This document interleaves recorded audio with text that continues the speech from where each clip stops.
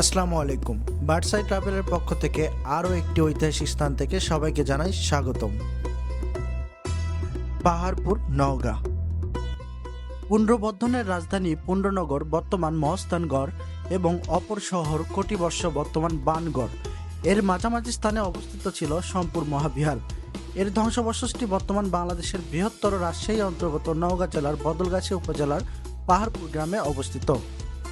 পাহাড়পুর বৌদ্ধবিহার বা সোমপুর বিহার বা সোমপুর মহাবিহার বর্তমানে ধ্বংসপ্রাপ্ত একটি প্রাচীন বৌদ্ধবিহার। পাল বংশের দ্বিতীয় রাজা শ্রী ধর্মপাল দেব অষ্টম শতকের শেষের দিকে বা নবম শতকে এই বিহারটি তৈরি করেছিলেন। 1779 খ্রিস্টাব্দে স্যার আলেকজান্ডার ক্যানিংহাম এই বিশাল স্থাপনাটি আবিষ্কার করেছিলেন। ইউনেস্কোর মতে পাহাড়পুর বিহার বা সোমপুর বৌদ্ধবিহার দক্ষিণ হিমালয়ের দ্বিতীয় বৃহত্তম বৌদ্ধবিহার হিসেবে পরিচিত ছিল। আয়তনে এর সাথে ভারতের নালন্দা মহাবিহারেরও তুলনা হতে পারে। এটি 300 বছর ধরে বৌদ্ধদের অতি বিখ্যাত ধর্ম শিক্ষাদান কেন্দ্র ছিল। শুধু উপমহাদেশের বিভিন্ন স্থান থেকেই নয়, বরং চীন, তিব্বত, মায়ানমার, মালয়েশিয়া, ইন্দোনেশিয়া প্রভৃতি দেশের বৌদ্ধরা এখানে ধর্মজ্ঞান অর্জন করতে আসতেন।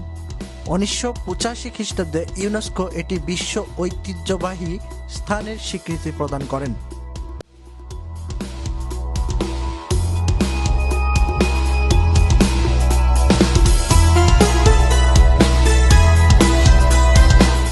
পাহাড়পুরের পোড়ামাটির শিল্পে বিভিন্ন পেশায় নিয়োজিত নরনারীর বিচিত্র কার্যকলাপ সুন্দরভাবে ফুটে উঠেছে।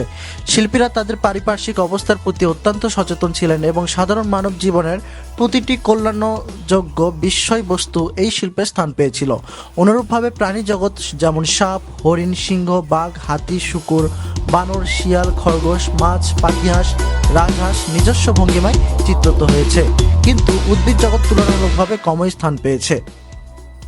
এই বিহারের এক বিরাট চতুষ্কোণ ক্ষেত্র জুড়ে পাহাড়পুর বিহার আজ ভগ্নদশায় বিদ্যমান রয়েছে। বর্তমানে এর চারদিকে 5 মিটার চওড়া এবং 3.6 থেকে 4.4 মিটার উঁচু দেওয়ালে ঘেরা। দেওয়ালটি যদিও বেশি উঁচু না, কিন্তু এর পুরুত্ব এবং সংলগ্ন কক্ষগুলোর বিশালতা থেকে ধারণা করা যায় যে সুউচ্চ কেন্দ্রীয় মন্দিরের সাথে সংহতি রেখেই সম্ভবত এগুলো বহুতল বিশিষ্ট ছিল। ভূমি পরিকল্পনায় কক্ষসমূহ শ্রেণীবদ্ধভাবে বিন্যাস করা হয়েছিল। প্রতিটি কক্ষের অভ্যন্তরীণ পরিমাপ 4.26 মিটার থেকে 4.11 মিটার। এগুলির সামনে আছে 2.43 থেকে 2.74 মিটার পর্যন্ত টানা বারান্দা এবং ভিতরের অঙ্গনের সাথে 4 বাহুর প্রতিটি বারান্দার মধ্যবর্তী স্থান সিঁড়ি দিয়ে যুক্ত। প্রতি বাহুর মধ্যবর্তী স্থানের কক্ষগুলি ব্যতীত বিহারের 4 বাহুতে মোট 177টি কক্ষ রয়েছে।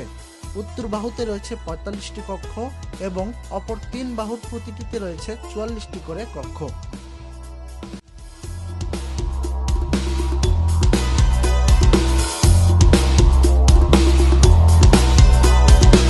মূলত কক্ষগুলি ভিক্ষুকদের আবাস কক্ষ হিসেবে ব্যবহারের উদ্দেশ্যে নির্মিত হয়েছিল, কিন্তু এত বেশি সংখ্যক বেদির অবস্থান থেকে ধারণা করা যায় যে শেষ যুগে কক্ষগুলির পূজা বা প্রার্থনার জন্য ব্যবহৃত হতো। উত্তর দিকে প্রধান তোরণ ছাড়াও এই বাহুর পূর্বে অংশে অপর একটি অপ্রশস্ত আয়তাকার প্রবেশপথ ছিল।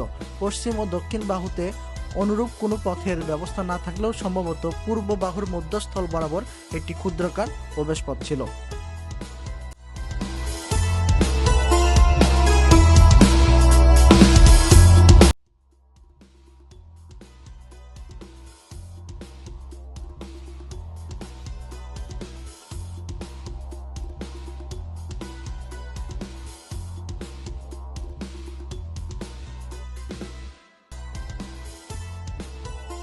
বিহারের অন্তর্বর্তী স্থানের উন্মুক্ত চত্বরের মধ্যবর্তী স্থানে রয়েছে কেন্দ্রীয় মন্দিরের ধ্বংসাবশেষ।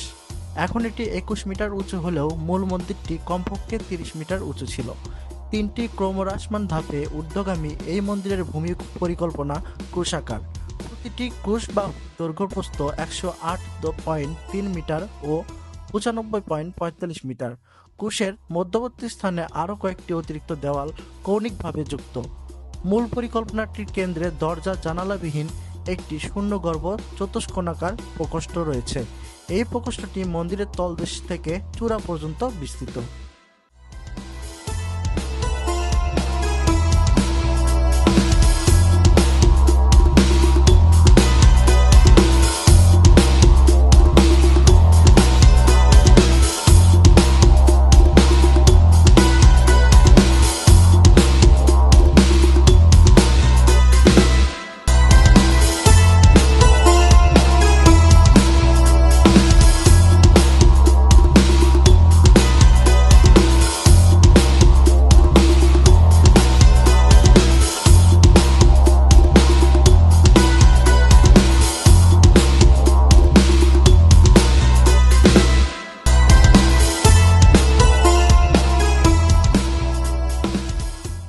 এই স্থান মূলত বিহারের বাইরে অবস্থিত একটি স্নানাগার বা শৌচাগার হিসেবে ব্যবহৃত হতো।